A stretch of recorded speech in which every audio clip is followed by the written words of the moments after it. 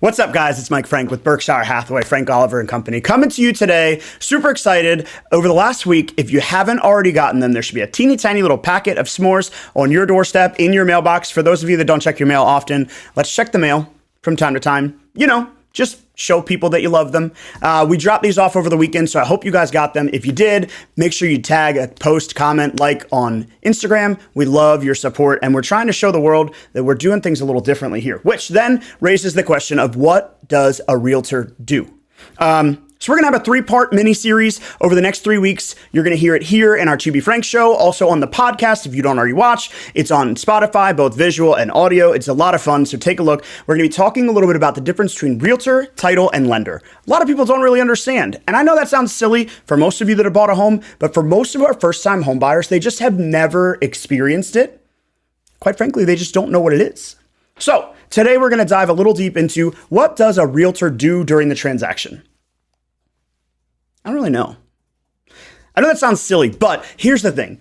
We kind of do everything. Think of us as your concierge to your real estate home buying experience. When you want to know about value, we're going to deliver value. We're going to show you what homes have sold in your community. If you ask for comparable home sales, we're going to talk a little bit about comps. We're going to talk about competition. We're going to talk about market statistics. If you talk about, hey, how do I move? What's my next step? Who's my mortgage lender? What do I do? You're coming to your realtor first. And so an old nomenclature of the industry was go get pre-approved, then find a real estate agent. And I think in today's industry, it's a lot different. You want to find a real estate agent, find someone that you trust to guide you through the process because they're going to be there from the beginning to the end and beyond. You don't want somebody that's going to come in, lend you the money, and then disappear. So what you really want is a team, and it starts with your real estate agent. Your real estate agent during the real estate transaction is going to be doing a lot of different things, especially depending on whether you're buying or selling. Now, this can get kind of confusing, and even to myself, I got confused when I was early on, but there's something called a buyer's agent, there's something called a listing agent, then there's something called a cooperating agent, then there's something called a non-represented seller, non-represented buyer, blah, blah, blah, blah, blah. And then on top of it all, there's something called the selling agent, which is different than the listing agent.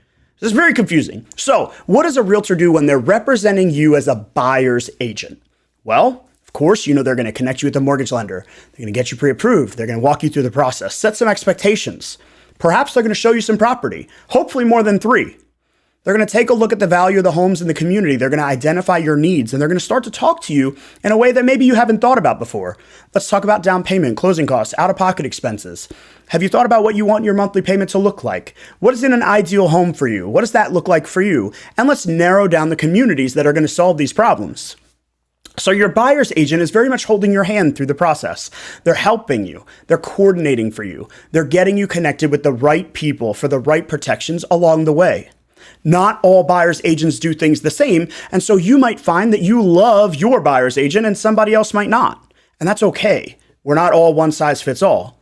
We're trying to build a team with structure that's going to support everyone. Each individual agent's going to handle things a little bit differently.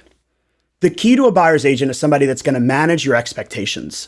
They're going to walk you through the transaction. They're going to set your timeline, and they're going to help you go through whether it's finding a title company, finding a home inspector, whether or not you're going to get a pest inspection, or whether or not you're going to apply for your mortgage sooner, later, timeliness. I had a conversation with a young guy this morning. We're talking about applying for a mortgage in February, and that's okay.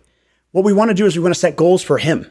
As a buyer's agent, we're here more as a support, more as a representative, and more to help you kind of navigate the waters. Now, why is it different as a listing agent? And I think a lot of agents are going to differentiate with me. They're going to say, Mike, you're wrong. We're always that way. But as a listing agent, we're there more to kind of dive deep in the numbers. We've got to be on our skills. As a listing agent, we're going to manage the expectation, both online and in real life. We're going to set some marketing anticipations of where we're going to target the ideal buyer for this home. As a listing agent, we not only want to identify the right price, but we want to identify the right market. And what I mean here is that if we overprice the home, we've spoken to the wrong market. If we undervalue the home, we've spoken to the wrong market. So we have to find a way to utilize the comps, both again, comparable home sales as well as competition, to give us some guidance and interpret that for our sellers. On the listing side, it's a lot more data-driven. It's a lot more information. And we should be targeting, we should be marketing, we should be doing the daily active efforts that are going to get your home sold. It's a lot different than list your home in the MLS with some cell phone photos. We're talking about hiring professionals that do this every day. And when you're a listing agent, it's a very different skill set. Of course, we're setting the expectations. Of course, we're talking our clients through the process. Of course, we're helping them coordinate movers and title companies and things like that. But in the end of the day, the listing agent's job is really to get in there, grind hard, know their statistics, and work with the seller to set an expectation and identify the proper buyer. We're going to be talking a lot about this in the podcast later today. Tune in for the next 3 weeks. We're going to talk about title and lending over the next 2 weeks. Well, I guess 3 weeks today plus the next 2 weeks. And all the same, we'll see you guys real soon. Thanks so much. Thanks for watching. Make sure you like and subscribe for weekly content. Also, check out our social media pages. The links are in the description below. See you next week.